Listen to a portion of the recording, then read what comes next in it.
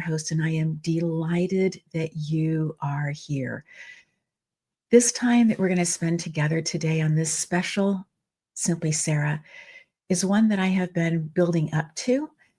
Recently, we were on an incredible time away that I'm going to be sharing part of that story, part of what I learned during that time, and how it potentially can impact all of us in our journey towards living a life that is balanced, a life where we are exceedingly expressive about the good that is happening in our life and around us. And part of my question as we get started is, what are we waiting for? What are you waiting for? So before we get started in this, I just want to share with you that we are so grateful for our sponsors, the people behind the scenes that make this happen every single week, bringing new content, sharing beautiful pieces with you, sharing ideas and thoughts to help you ponder, perhaps to remind you, perhaps to help you take that next step in courage, becoming the full person that you are. And so grateful to Glass Arts Collective, so grateful to Lamano Art, and also to the Stegner family for all the work that they are doing to support what we are here and who we are and our time together. So as we get started, you will notice that it's only me in the studio today, and that's on purpose. Recently, I was noticing that where we live has a lot of gray days. And having spent decades in an area in the Southwest that had lots and lots of sunshiny days in the wintertime, decided that it would be good for me to get away, to have some time in the sunshine. It just so happened that we can fly nonstop from where we live to Phoenix, Arizona, easily pick up a car and drive up to Sedona, a place that we've been going for over a decade at different intervals. And it just felt like it was the right space, the right time, just the right, all of the things. It was easy to book. And I don't always take something being easy to do as the gates are open, let's walk through. But I do take that space as one of, isn't it interesting how easy this is to do? All of the pieces got good prices on things. Again, don't necessarily think that because the price is less than what I thought it was going to be, that's necessarily, again, the right step to take forward. Just observing, just noticing. And so in that space, booked this time for 2 weeks to be in Sedona. I'm so grateful for the backstory of my mom, that we are here to help care for her. She's doing great. But after the holiday season, had a cough that wouldn't go away. And it became so troublesome that after seeing 2 different doctors within a week, she decided early on a Friday morning that what she wanted to do in order to move her health forward was to go to the ER. And so after just a short conversation, her thinking that we would call the ambulance, me saying, hey, it's so early in the morning, unless there has been some big thing that's happened, there's a good chance that it's pretty quiet at the ER. And so called the ER first, and they said, yes, at this moment, things are rather quiet. And so chose to drive her over. And she just seemed so tiny inside of her big wool coat. And it just seemed that she just seemed so tiny inside of this cough that she had that was so, so big. When we get to the ER, they are welcoming.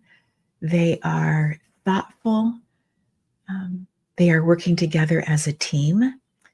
And it's not too long before they come back and they say, we're talking about your salt level, your sodium level is precariously low to the point that it dropping a bit more and you would be within stroke range. Such a surprise for all of us. She is somebody who eats incredibly well, is somebody who takes her health very seriously. We have a recumbent stair stepper here in the house that she is on 30 to 35 minutes a day. She goes to exercise 3 times a week.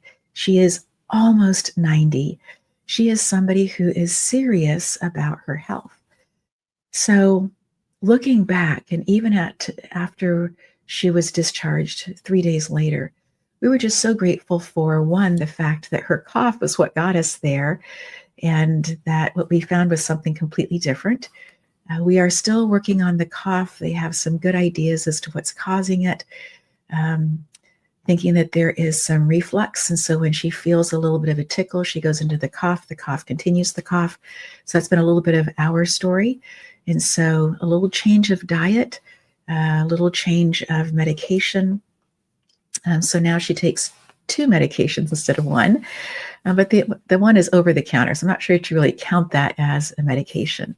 But the coughing is doing so much better. We've gone back in to have the blood work redone, and her sodium levels are holding. I am so grateful that all of that took place before we left. All of those pieces, even the follow-up, was done before we left. I had scheduled our time in Sedona almost 3 months prior. And so I'm just so grateful that all of this took place. We had lunch with dear friends of ours before we left, and Mom came along with us. And as the 5 of us were sitting around the table, just enjoying this winter time, little bit of rain, some gray, great laughter, incredible music. We were just again in that space of our friends saying, hey, we're going to be in town most of the time. If you need anything, let us know. So again, a broader safety net with people who have known my mom for a while, and just felt so good about that. So we get up early, we get onto our flight, all goes well. We get to our destination. We are able to pick up the car. It's a pretty easy transition for that as well. And then we stop at a big box store to pick up some items, and we're off on our journey to Sedona. Gratefully, our daughter had gotten there before us. And so as we get there, I just have Mike drop me off so I can finish up the check-in part. And he drives over to where Morgan already is, where we're going to be staying. And after I do all the check-in things, I'm going to walk back over by myself. And they have given me the little bit of a map, and they've drawn on it. And it's a place that I've been before. I have a pretty good idea of what I'm doing and how I'm doing. I need to go through, though, a pool area. And it has a very, very special lock on it that has to do with how tall you are. And as I'm doing the key and trying to lift up high, I'm not having success in the dark. And you may be wondering why I'm doing this in the dark. One of the beautiful things about Sedona is that it is a dark sky community. And what that means is that you will have lots of little tiny lights going on at night for safety, for security, but everything is at a wattage or a brightness that does not interfere with the naked eye looking up to the celestial stars, to the ceiling that is up there that is just vibrant with light at night, particularly on a clear night. So I decide that I am going to just go ahead and walk. I'm telling you this part of the journey because later on, as I tell more of the story, I think that you're going to look back at this and go, she was already being guided, because I was. So I end up walking through a neighborhood that is not part of where we are staying, but it is getting me to where I want to be. And so walking, get to a road. Oh, I must need to turn on this road. This seems like a pretty big road. A car goes by a little bit later, another car goes by. I keep walking. I'm grateful for every car that goes by because there aren't any lights. And when I take my phone and kind of turn it on, it stays light for a little bit, but I have it on Do Not Disturb. So very quickly it changes. Could I have stopped and done? Absolutely. I finally get to a point where I think I need to hit find a phone to see where my loves are because I think I'm pretty close, but I'm not sensing that I'm there yet. I do that and realize that I need to cut through to get to where they are, and I'm able to do that. All of this being just divinely led. And in that time, from the point that I make the decision that I can't figure out the locks to keep everybody safe in the pool and the hot tub area, to walking through this other neighborhood to get to where I want to be. Sorry about knocking that, the little wiggle jiggle there. I look up and I'm amazed at the starlight. I am amazed at the planets that I can see. And we happen to be there during the planet parade. And so it's not just one planet, it's multiple planets in a row. I can easily see 3. And later on, we're able to see 4 with the naked eye. So absolutely incredible. While we are on this journey, while we are there, we have made the decision ahead of time that we want to be hiking. We want to be out in the sunshine. We want to be seeing different hikes than what we've seen before. And we want to go back to hikes that we had done 12, 13 years prior, for all of us to be able to experience those things together. That specific one being the Devil's Bridge, which is this beautiful outcropping that has a beautiful hole in the center of it that makes this natural bridge in the area. So on these hikes, I begin to hear different messages. And at times we're hiking in tandem. At times we're hiking with there's quite a bit of space between us. At times I'm the last one that's hiking. And so I am taking time to make little videos and or stopping to make notes for myself on this particular journey. And the biggest message that I get is this message of, Sarah, you have been receiving these life lessons and they are not just for you. You need to be sharing them. And so part of this episode being called, What Are You Waiting For?, is the question that I want to share with you as something to be pondering and thinking about, not just as you are listening or watching this, but as you are thinking through other things that are happening in your life.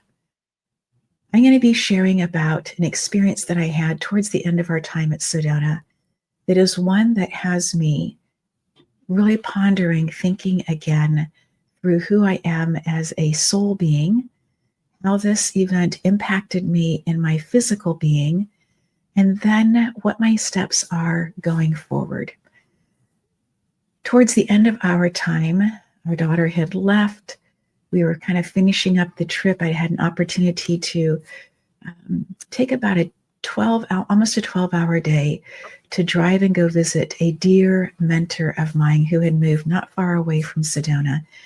And time to be with her and her husband, time to sit just with her and for us to talk. She is somebody that has taught me so much and is somebody who has helped me, although she's never been to Africa, unpack what I saw as a child growing up that I wasn't able to understand very well, that I kind of packed away, living with the tribe in the equatorial forest, that space where the lungs of the earth are. And I'm just so great for Katie Ingersoll, for the incredible wisdom that she has, for her ability to help me understand some of the shamanic things that were happening inside of the tribe, giving me context for those things, helping me to understand the strength of what I learned as a child and to not be ashamed of that and to not be hiding that.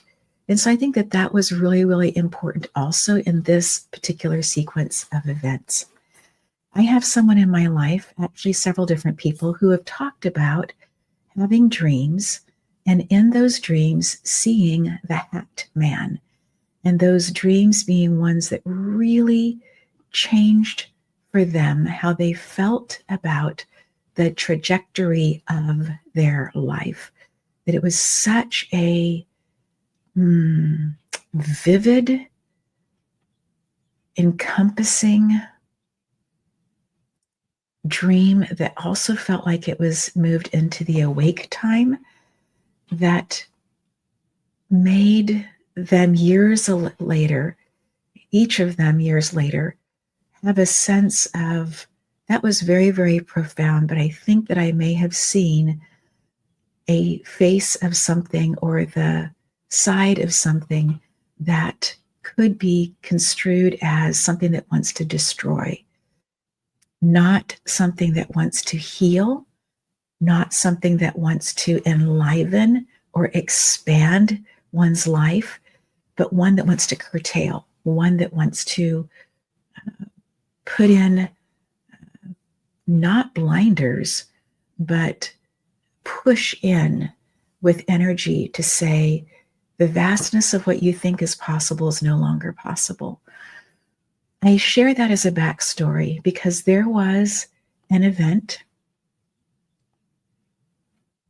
the night before we left that I came upon something that I felt, even though I was fully awake, that I couldn't take my eyes off of. And in the evening there, with the beautiful stars shining down on me, having had this experience of the stories, the things that are happening, the things that have happened are for you. They are not happening to you. You are not a victim, Sarah. These things are happening for your benefit. That experience, and then also this experience of what you have been learning is not just for you. It is for you to be sharing. And then the opportunity to see Katie Ingersoll and to have this incredible, expansive conversation with her, talking about different spaces of truly life and death, and when spirit moves us from one place to another. We had both been relocated within the last decade. And so that space of following spirit, what does it mean? Where are we going? How are all these pieces fitting together? So with that as the capsule background, stars, planets aligned, seeing 4 planets, I can't take my eyes off of what I am seeing. And what I am seeing is a sense of this entity that wants to destroy, that wants to limit, that wants to put a kibosh on growth. I shuddered in that space. I recognized that what I was seeing, that there was a protective space between me and it. And in that protective space, I chose to stay longer. Why do we have these experiences? Don't know that I can answer that for other people, but I can share with you the ahas that I have had from that space of feeling like this energy wanted to destroy. The first thing is that I knew that I was protected, that I knew that I had received these messages, and that these messages are not just for me, they are for me to share.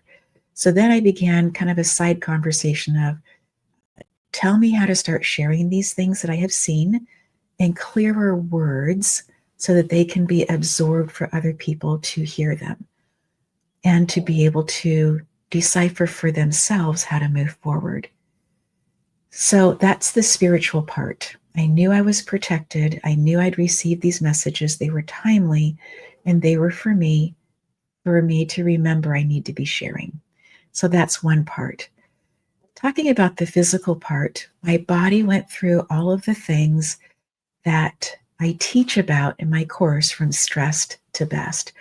When we have these encounters, and even though we know that we're protected, there can be this feeling inside of our body of, oh, this is hard, this is not good, and I can't unsee this, which can then allow our brain to go into the catecholamine effect, where adrenaline begins to flow, where our thought processes become much more focused, where we're not taking in all of the information necessarily around us. Now, I will say that I didn't go into that space. I was still taking in information around. I knew that there was somebody who had a telescope out, who was talking really loudly and was sharing with people this beautiful planet parade. I was aware where I was. I was aware that I had my shoes close by. I was aware that I knew where the key was. I was aware. So I hadn't gone into a place of fight or flight from that place. However, as I am filming this, let me count, 4 days passed, and my body still has not re-regulated itself. Now, I have traveled. I have not been consistent in my drinking of water. That happens frequently for me when I travel. Even though I went and got more water, I was careful to be drinking. I'm just about back to my body feeling like itself. So there are other pieces that exacerbated this. However, in this space, I also found that that night I was very wakeful, that the dreams that I had were fitful, and that when I woke up, I would be reminded that I'm not alone. I also at one point chose to do a 180 on the bed and put my heels up on the headboard to get my heels above my heart. Why would I choose to do that when I'm awake in the middle of the night? I learned it from my yoga master, Laura Williams. She teaches us that this is a pose that if you find yourself thinking over the same thing over and over frequently, that having your heels above your heart can be helpful. I then began to do some reading about it and began to notice that over the years that I had been doing Reiki in person, that I had a bolster that would take the pressure off people's lower backs. And when I did that, that their heels would be higher than their heart. And within 2 minutes, no matter how agitated they came in, and it could, for some people, up to 5 minutes, but in that period of time that their breathing would move to a different place, a lower, slower type of breathing. I've since come to understand that our toes are the furthest thing from our heart, right? So if we are feeling that we are in a space of fight or flight, of flop, of flee, of any of those fawning, of any of those spaces, we are allowing, or what's taking place inside of us is that the salts, the sugars, the water is moving to our abdominal area in order for us to be able to take action quickly. It's moving the energy to a place that we can use it quickly.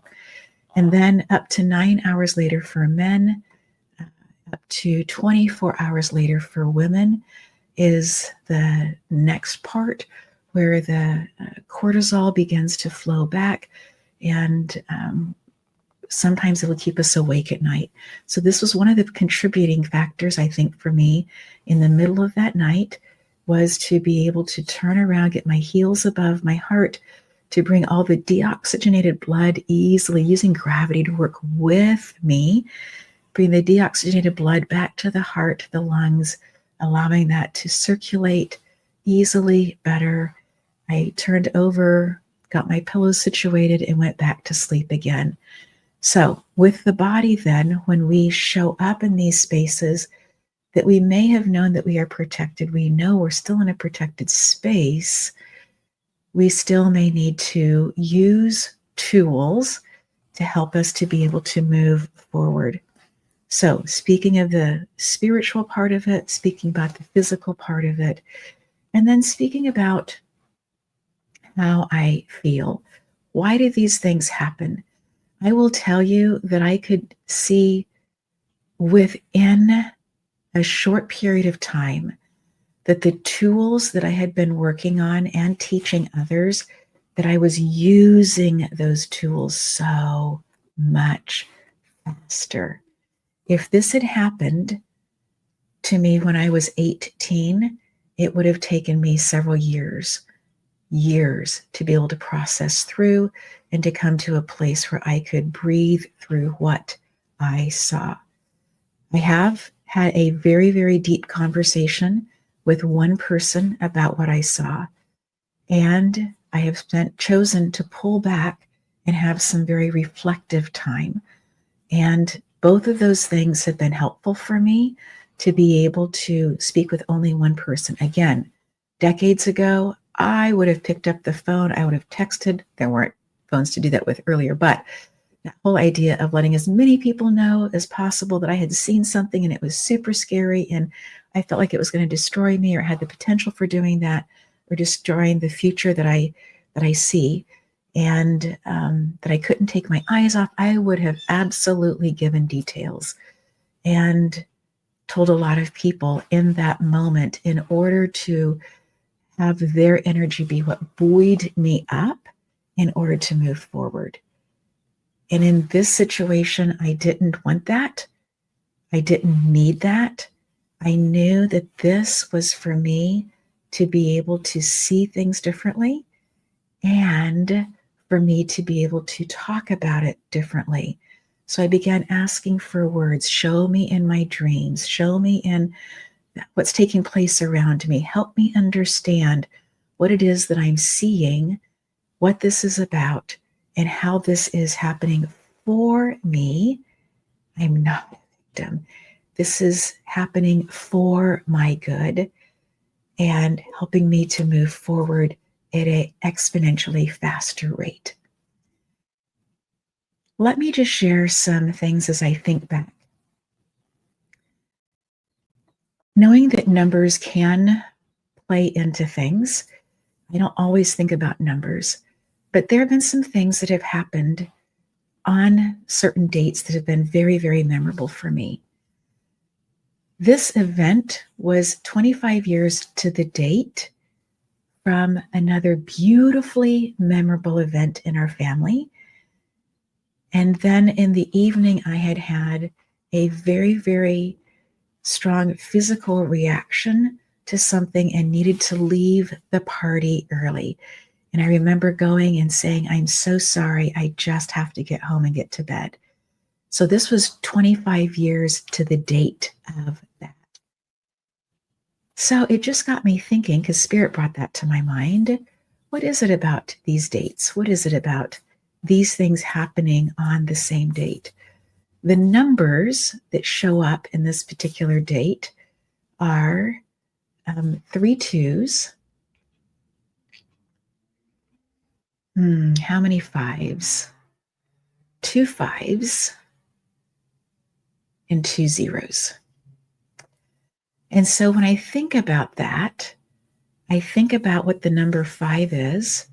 And for me, when I think about numbers, the number 5 is a gate. It's not a doorway, it's a gate. I can see through it. And on the other side is this unknown, but I have come to this gate, and in my mind's eye that there is a rock wall. Sometimes the wall is 2 or 3 feet. I could easily pop over the wall. I could sit on the wall. Sometimes the wall feels like it's more like 20 feet, but it's always a wall that I can't see through the rest of it. But the gate is always wide, and the gate often is open or it's always unlocked, giving me the option to be able to open it up. I get to open up, I get to walk through, I get to decide. It's an open gate. Now remember, I have been journaling about what it is that I want, what I see, what I sense that Spirit is bringing into my life. If you go to Simply Sarah Season 6, number 10, I talk a little bit more about about numbers, about those kinds of things. I believe it's in that particular one. As I move into this space of seeing these numbers, thinking about the gate, I recognize that I have been asking for things to open up. So here's an open gate. The next number is the number 0. And in the number 0, let's do the number 2 first. The number 2 is, for me, that I'm never alone, ever. That I believe that I am a spirit being having a human experience, and that I am connected in to something so much larger. And so even in my earthly experiences, I see that there is separation, that this is who I am, that there is this connection in. And so in our earthly experience, time and space play a huge piece into that. So because of that, the number 2 being that there is this beautiful, complete, perfect entity that longs to pour through my life, longs to pour through your life, longs to help us be the very, very best version of who we can be, in order for us to be able to share with other people that we can rise above, that we can see hard things and move and continue. And what a beautiful, beautiful thing that is to be a vessel. That space of being a vessel, I have not forgotten the number 0. That space of being a vessel is one that kept showing up for me also on hikes. Thinking back to my dear friend Jessica De Leon when she was pregnant with beautiful Ava, and saying that she wanted to be she was taking such good care of her body so that she would be a pure vessel for this being to be able to grow in her. And I just was thinking then, how is it that we are vessels in our day-to-day life? How am I using my body as a vessel? Am I choosing to eat things or drink things that are good for my being, that are increasing how I feel, and increasing the amount of water that I have in me? So I'm staying away from any sense of dehydration. Coming to the number 0. The number 0 is a number that means nothing. It represents nothing. But when you add the number 0 to any other number, it increases it exponentially.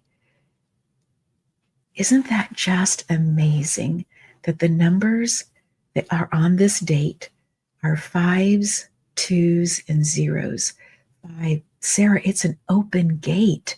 You get to walk through this. You have been asking for this. It's wrapped up in something that feels like it wants to destroy your future.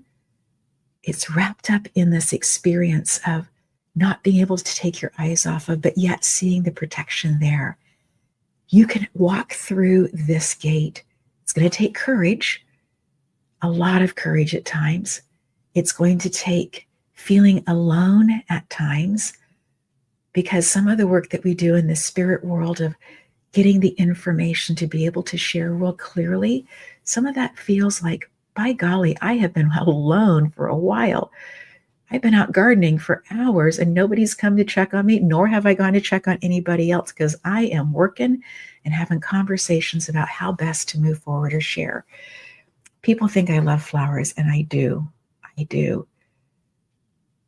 My gardening time often is my spirit time, my time to have conversation with spirit. Just letting you in on that little tidbit. The number 0 then is this space of exponential growth. We thought when we started in 2023, March of 2023, we first went live March 16th of 2023. I thought then, when I looked at the very first numbers of people who were watching, I thought, oh, that's a lot of people. Oh, I think I need to have something worthwhile to say. And I need to be inviting people on to interview who have something worthwhile to say. That was just after the first episode. And then we got to the end of the calendar year of 2024. And we went, That's a lot of people that are hearing good news, who are leaning in and listening to how they can be expanded through listening to interviews, hearing people share things, watching the reels that Trevor Harding makes for the show. So grateful for him and his work, his support. I'm in here at this space now of saying, ready to walk forward, ready to walk through this gate of exponential growth. And then in this very moment, as I'm recording this, recognizing that I came into 2025 asking for sponsors who would be clearly aligning with our message and our mission. And I'm delighted, surprised about who said, Sarah, I've been listening in and I want to support what you are doing. I am so grateful for their support. So in the number of 5, open gate, seeing that number 3 times, which is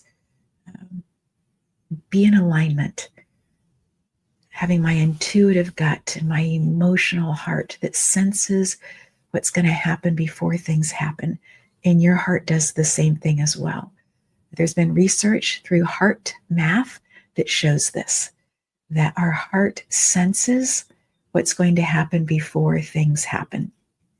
So having our intuitive gut, our emotional heart, and our thinking mind, taking the time to connect those 3, that space of alignment. So I guess that number also shows up in these numbers of make sure, Sarah, that you are aligned when you come into these spaces and sharing with people. So I'm going to now take a quick break. And then when we come back, I'm going to be sharing with you more things that I learned on the journeys, on the walks in Sedona. I'm just wrapping up this section of saying, if hard things don't happen, how would we ever know how much we've grown? I could see instantly. I was using my tools and how much I had grown. I've been able to see over the last 4 days how much I have grown and how good that feels. Would I be asking for that to happen again? At the time, I was like, oh, no, please stop. And now I'm like, oh, I can see the immense good. So giving birth to my daughter, there was a point that I was like, okay, I'm ready for pain meds. I'm done with this. This hurts. This is a lot. And the nurse literally giggled and laughed and said, oh, girl, you're way beyond that. You're almost ready to give birth. And so that space of things being uncomfortable, of, ooh, can this stop, please? This was not the first time in my life where I was like, this is uncomfortable. But the immense good of going through that childbirth process, the incredible blessing in my life, one who thought that I could never have children, that I was offered any kind of anything that I wanted to be able to do that. And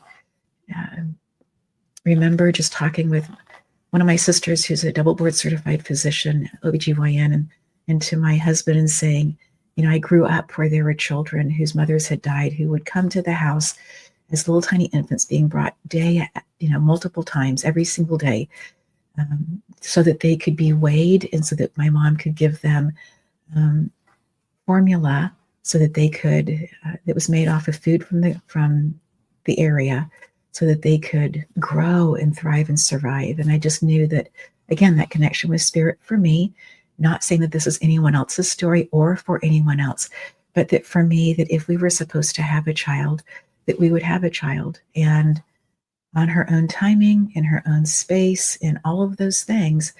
I had decided to go back to school to become a school administrator. And then the race was on. What was going to happen first? Would I give birth to her or would I complete the program first?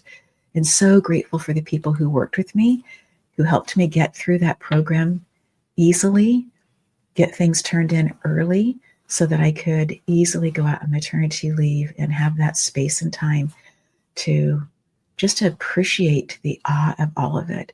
So if I can take that experience and begin to look at some of this experience that I have been, again, an open gate, moving into the light in that space. So let's take a quick break.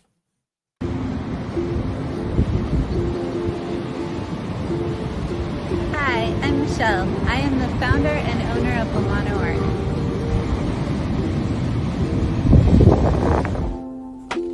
I began this business over 20 years ago. I specialize in paintings of all kinds.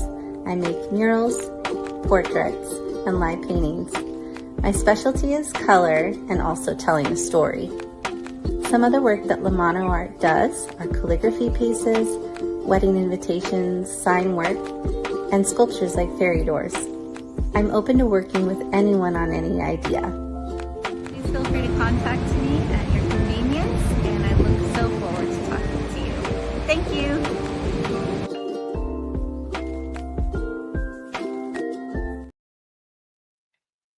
Michelle is an amazing artist. If you have been watching through the years with us, through the seasons, sometimes I have a backdrop behind me, and that's done by her.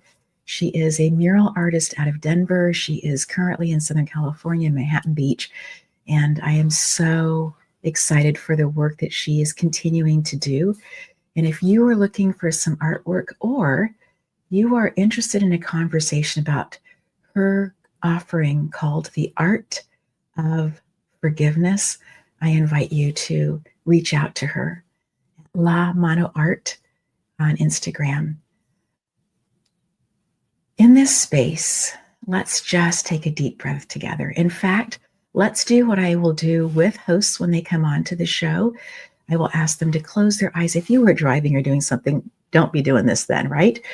But for the people who are sitting, who are listening, who have the space to do this, I invite you to take a deep breath, have a hand on your heart, one on your gut, and just to breathe into that, allowing your shoulders to slide back, to put the arch in your lower back, to be sitting on your hamstrings, not on your butt.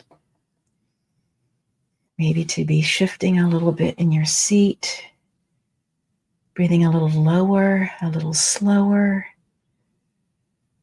And then allow this to move on up from your emotional heart and your intuitive gut, moving that on up to your thinking mind, connecting those three in together. And when you are ready, feel free to come back. One of the messages that I got on the walks in Sedona, and if you are following me along on Instagram and or on YouTube, you will be finding the videos that I made of these messages in those spaces. I'll be all sweaty. It'll be jiggly wiggly as I'm holding the phone and doing it. But I think that you will, if you're looking for the actual moment that I got these, you'll want to go to those places. Mentor, there's a need for three people in our lives, in your life, in my life. This is so important.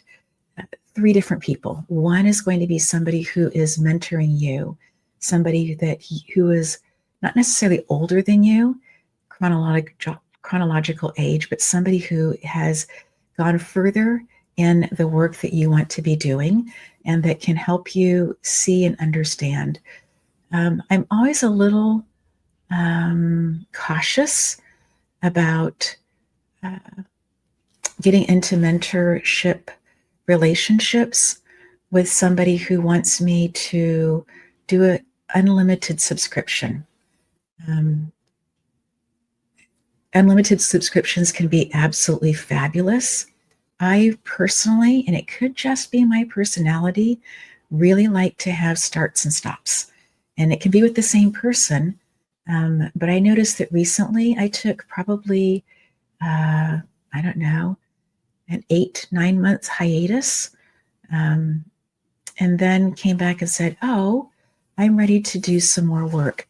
On some of the hikes, there were some things that came up for me. I was like, oh, I'm ready to have some conversations about those pieces as well. So the need to have a mentor, somebody that you are leaning into, that you're asking questions, somebody who wants your best, and in my personal opinion, who is not in any shape in competition with you. They are somebody who genuinely wants your absolute best. And then somebody who, I'm reading my notes, somebody who will absolutely call it like it is. Somebody who doesn't care about ego, who doesn't care about that section of trying to sugarcoat something, but comes in and says, this is how it is. This is what I'm seeing.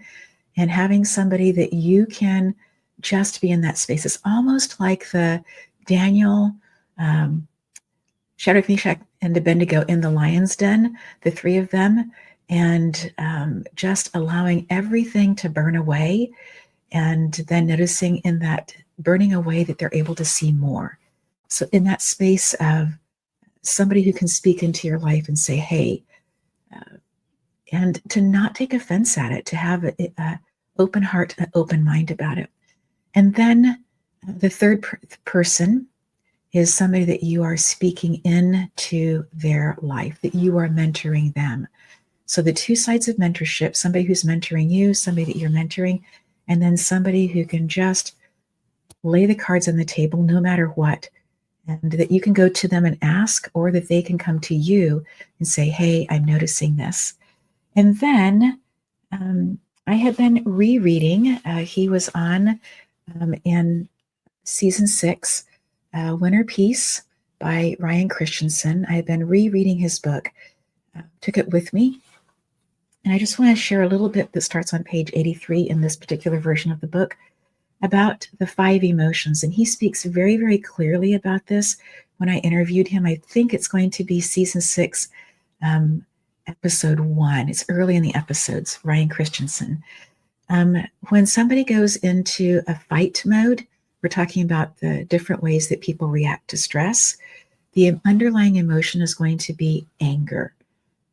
When we go into the flight, I want to flee, I want to get away, the underlying emotion is fear, concern, fear.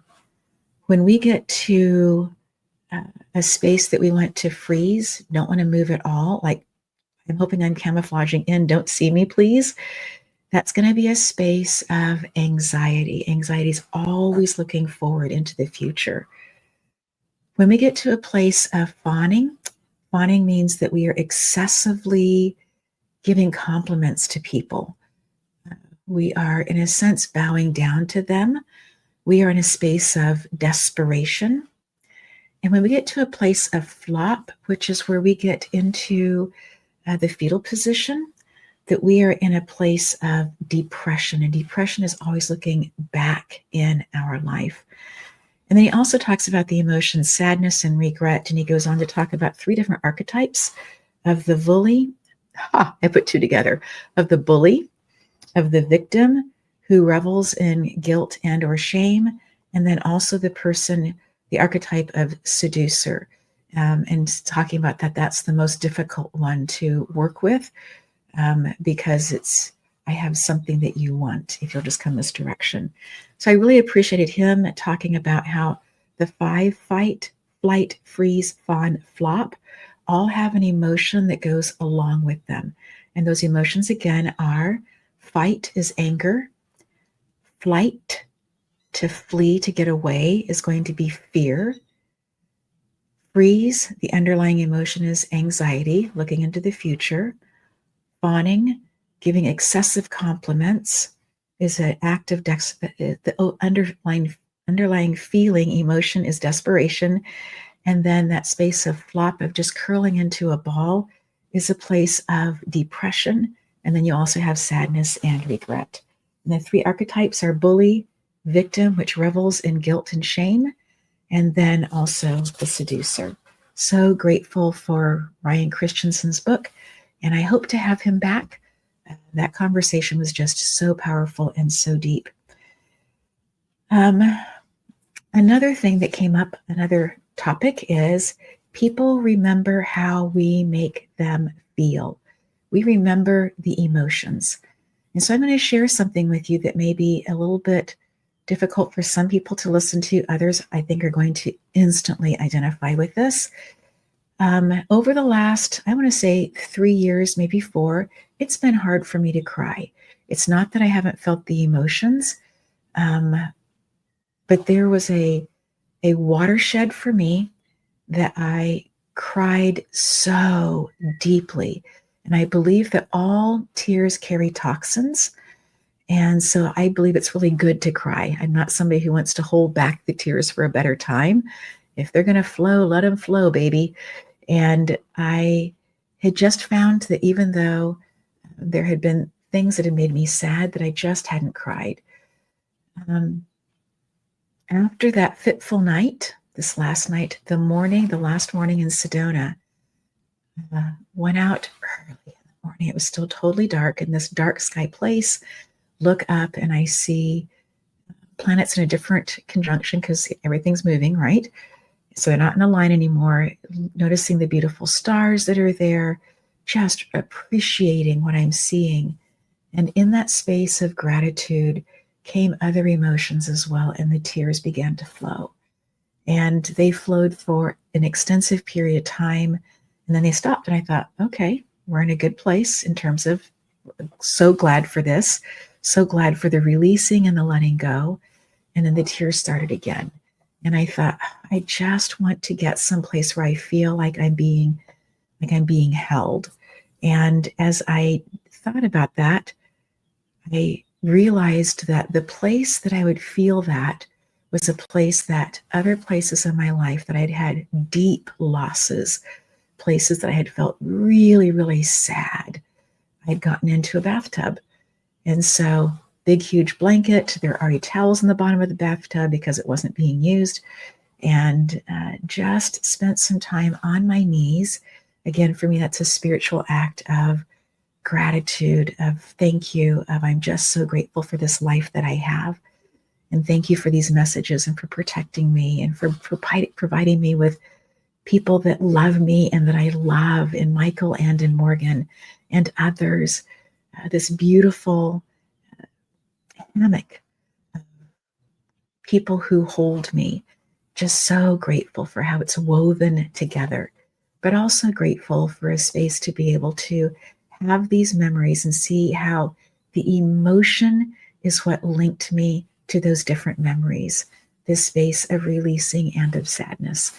And so that just reminded me that people, in our interactions with them, they remind us of how we feel in a particular time, not necessarily what they said, but how we feel. So when we share that with them, all the myriad of emotions that we have, if we can start with, I felt, or when this happened, I experienced this emotion, that is received so much better than saying to somebody, you made me feel, because in the other way, saying I experienced this emotion, or when this happened, I felt, we are owning our emotion rather than blaming somebody else for something. They may have been doing their very jolly best in that particular moment. They may not have been trying to upset. It's possible. And so for us to be able to experience our emotions, but to also remember when we are talking to people that how we make them feel is how they remember. And then in this, I found myself also on the airplane, just tears trickling down. On the ride to the airport, tears trickling down.